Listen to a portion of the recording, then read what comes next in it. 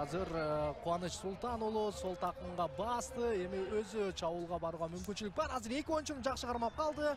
Калыс жолдон качуусу керек. Жана Кубаныч Султан уулу бара жатат. Өзүңүздөр көрүп тургандай эле атандаш бардык тарабынан анын жолун дагы тороп жаткан кезде Кубаныч Султан уулу азыр аргымактын тизгинин бир тартып бир айландырып, жол болсо азыр чабуучулардан кимдир бирөө чыгып, андан ашырып алган. Ошондо Кубаныч жана Кубаныч Султан уулу келди. 3-1 урматтуу телекөрүүчүлөр.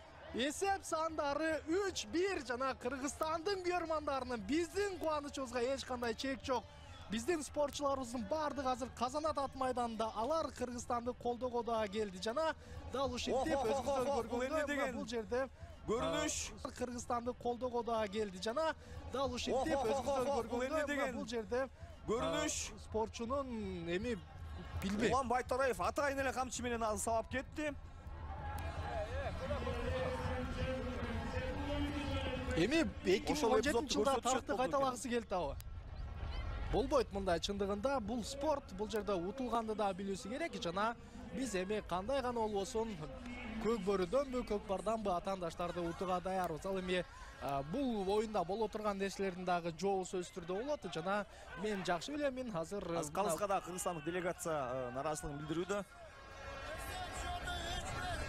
Кубантайдан дубль, Манастан бир салым, ошону менен 3-1.